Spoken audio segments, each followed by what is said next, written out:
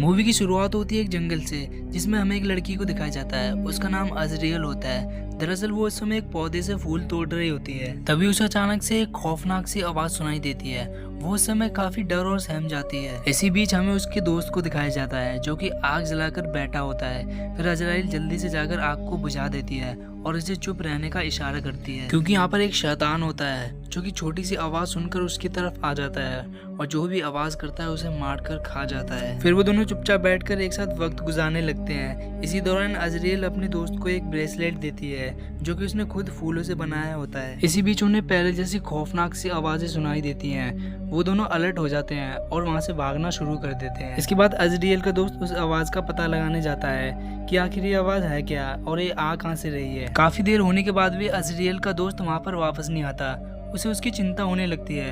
अजरियल समझ जाती है कि उसका दोस्त मुसीबत में है। फिर वो अपने दोस्त को ढूंढने के लिए निकल जाती है और भागते भागते काफी दूर आ जाती है, लेकिन उसे अपना दोस्त नहीं मिलता। तभी उसे रास्ते में दो आदमी मिलते हैं। वो दोनों से पकड़ लेते हैं। तभी अजराइल को एहसास होता है कि उसका दोस्त भी ऐसे ही पकड़ा जा चुका है। वो दोनों से गाड़ी में डालकर कहीं पर ले जा रहे होते हैं। वो गाड़ी से निकलने की बहुत कोशिश करती है, लेकिन वो कामयाब नहीं हो पाती। इसके बाद अजराइल को एक सुनसान जगह पर लाकर बांध दिया जाता है और वहाँ पर कई सारे लोग पहले से मौजूद होते हैं। वहाँ पर एक लेडी भी होती है और उसका नाम स्टेफनी होता है। वो लेडी उसके पैर में एक छोटा सा कट लगा देती है। इसकी वजह से वो जख्मी हो जाती है और उसका काफी सारा खून बहने लगता है। और ये सब करने के बाद वो सभी लोग थोड़ा पीछे हटकर मंत्र पढ़ना शुरू कर देते हैं। यहाँ पर अजरियल समझ जाती है कि ये लोग जादू टोना कर रहे हैं और उसकी बलि शैतान को चढ़ा रहे हैं। तभी थोड़ी देर बाद वहाँ पर एक शैतान उसकी तरफ आगे बढ़ने लगता है। वो अपने हाथ पर खोलने की पूरी कोशिश करती है, जिसमें वो आखिरकार कामयाब भी हो जाती है। तभी उनमें से एक आदमी आगे आकर उसे बांधने की दोबारा कोशिश करने लगता है और यहाँ पर अजरियल अपनी जान बचाने के लिए एक छोटी सी लकड़ी उठाकर उसकी गर्दन में दे मारती है, जिससे वो घायल हो जाता है और उसका काफी सारा खून बहने लगता है। तभी वो शैतान उसके पास आकर उसका खून चाटने लगता है और उसे वहीं पर खा जाता है। फिर अजरियल अपने पैरों की रस्सी को खोलती है और अपनी जान बचाकर वहां से भागना शुरू कर देती है। एक तरफ अजरियल भागती रहती है और दूसरी तरफ उन लोगों को भी पता चल जाता है कि अजरियल यहाँ से भाग चुकी है और उनका एक आदमी मारा जा चुका है। अजरियल जंगल में भागते भागते काफी दूर चली जाती है। फिर वो आगे एक नदी के पास बैठकर अपने घाव को साफ करने लगती है। तभी वो देखती है कि उसके पास वही शैतान आ रहा है। वो बिना किसी शोर और आवाज के पास के केव के अंदर चली जाती है, लेकिन वो शैतान भी उसके पीछे पीछे केव के अंदर चला जाता है। और यहाँ पर अजरियल बिल्कुल भी आवाज नहीं करती। वो बिल्कुल चुपचाप रहती है। उसे पता है कि अगर वो आवाज करेगी तो शैतान उसे खा जाएगा। इसी दौरान शैतान को वहाँ पर कुछ महसूस नहीं होता और वो वहाँ से चला जाता है। थोड़ी देर बाद अजरियल भी वहाँ से चली जाती है और एक बस्ती में आकर पहुंच जाती है। उसे वहाँ पता चलता है कि वहाँ पर कुछ लोग अभी भी रह रहे हैं और उन्होंने शैतान के डर से वहाँ पर फेंस, बैरिकेड और कंटीले तार भी बिछा रखे हैं ताकि वहाँ पर कोई अंदर आ ना सके। फिर अजरियल फेंस से आगे बढ़ते हुए और लोगों की नजरों से बचते हुए बस्ती में पहुंच जाती है ताकि वो अपने दोस्त को आजाद करा सके। थोड़ी आगे जाकर उसे वही ब्रेसलेट वहाँ पर मिलता है जो कि उसने अपने दोस्त को दिया था, लेकिन उसका दोस्त वहाँ पर नहीं होता और उसके लिए उसे काफी बुरा लगता है। तभी थोड़ी देर बाद वहाँ पर स्टेफनी भी आ जाती है और वो टेंट के अंदर एक औरत को देखने चली जाती है। दरअसल वो औरत उसकी माँ होती है और इसके बाद वो चर्च की तरफ चली जाती है। दरअसल चर्च में काफ़ी सारे लोग पूजा करने में व्यस्त होते हैं, लेकिन जैसे ही स्टेफनी वहाँ पर आती है वो सभी लोग वहाँ से चले जाते हैं। और यहाँ पर हम देखते हैं कि उस चर्च में एक औरत भी होती है जो कि वहाँ की सिस्टर होती है और वो उस समय प्रेग्नेंट भी होती है। जब सिस्टर को पता चलता है कि वो लेडी अजरियल वहाँ से भाग चुकी है, उसे काफ़ी गुस्सा आता है और वो स्टेफनी को जोर से एक थप्पड़ मारती है और वो उससे कहती है कि तुमसे एक जरा सा काम भी नहीं हो पाया। और दूसरी तरफ हम देखते हैं कि अजरियल एक घर के नीचे छुपी हुई होती है। तभी एक औरत उसे छुपे हुए देख लेती है और उसे पकड़ने की कोशिश करती है, लेकिन अजरियल उसे बिना डरे मार गिराती है। दरअसल यहाँ पर स्टेफनी और बाकी सभी लोगों को उसके बारे में पता चल जाता है कि वो यहाँ पर आ चुकी है, तो वो सब लोग उसे चारों तरफ ढूंढना शुरू कर देते हैं और उसे ढूंढने का मकसद ये होता है कि वो अपने शैतान को उसकी बलि चढ़ा सकें और अपना मकसद पूरा कर सकें। इसी दौरान अजरियल को भी पता चल जाता है कि वो लोग उसे वहाँ पर ढूंढ रहे हैं।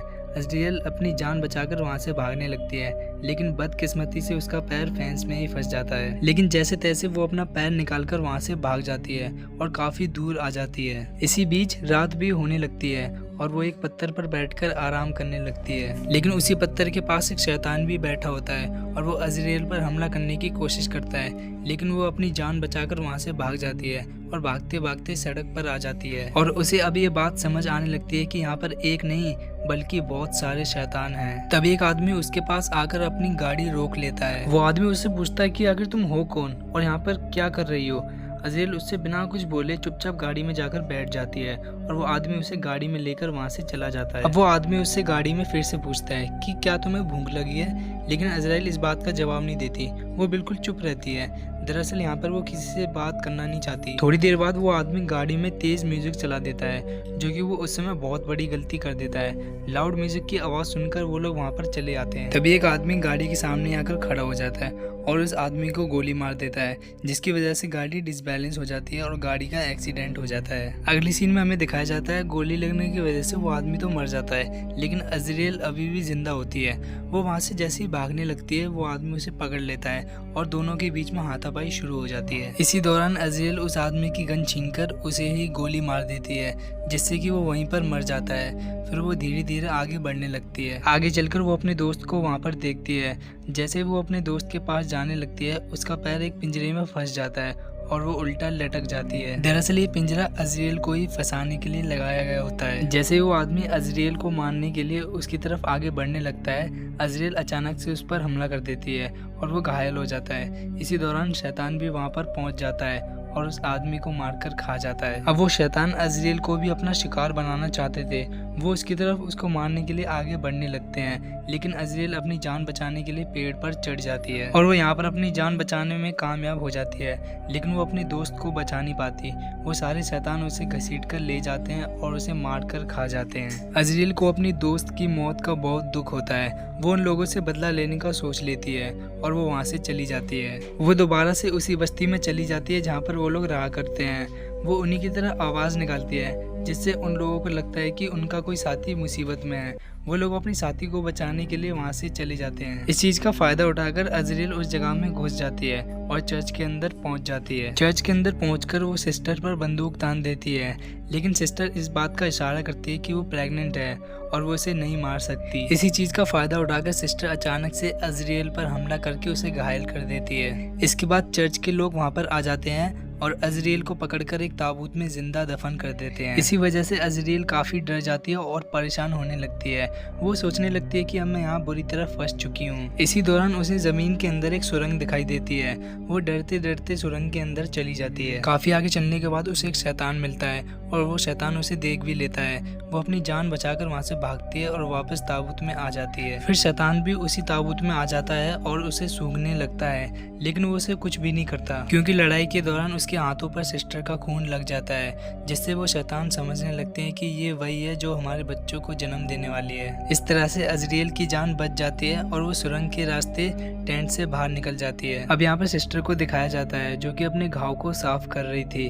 तभी वहाँ पर स्टेफनी भी आ जाती है और उसकी मदद करने लगती है। इसी दौरान हमें पता चलता है कि बाहर टेंट में आग लग गई है और आग पहले उसी टेंट में लगती है जिसमें स्टेफनी की माँ होती है। वो लोग आग बुझाने की पूरी कोशिश करते हैं, लेकिन तब तक आग एक टेंट से दूसरे टेंट में फैल जाती है और यहाँ पर हमें पता चलता है कि ये आग किसी और ने नहीं बल्कि अज़रियल ने लगाई थी, क्योंकि अब वो उनसे बदला ले रही थी। फिर वो बंदूक से लोगों को शूट करना शुरू कर देती है और कई सारे लोगों को मार गिराती है। वो एक गोली स्टेफनी को भी मार देती है। इसके बाद वो चर्च में चली जाती है जहाँ पर सिस्टर अकेली होती है। देखते ही देखते उन दोनों के बीच लड़ाई शुरू हो जाती है। सिस्टर प्रेग्नेंट होने के बावजूद भी अज़रियल पर भारी पड़ती है। वो उसे मारने की पूरी कोशिश करती है, लेकिन अचानक से तभी सिस्टर की तबीयत खराब हो जाती है। इसका मतलब अब उसके बच्चे को जन्म देने का समय आ जाता है। अब स्टेफनी भी वहाँ पर आ जाती है, क्योंकि वो मरी नहीं थी, वो बच गई थी। स्टेफनी उस पर गोली चला देती है, लेकिन वो जैसे तैसे अपनी जान बचा लेती है और इसी दौरान उन दोनों के बीच जबरदस्त लड़ाई शुरू हो जाती है। अब अज़रियल एक बड़ा सा चाकू उठाती है और स्टेफनी की गर्दन में दे मारती है, जिससे वो वहीं पर मर जाती है। अब लड़ाई के दौरान सिस्टर बच्चे को जन्म दे चुकी होती है, लेकिन वो अपने बच्चे से बहुत डर रही होती है। वो एक चाकू उठाती है और अपना गला काट कर वहीं मर जाती है। अब अज़रियल उस बच्चे को देखने के लिए उसे अपनी गोद में उठा लेती है।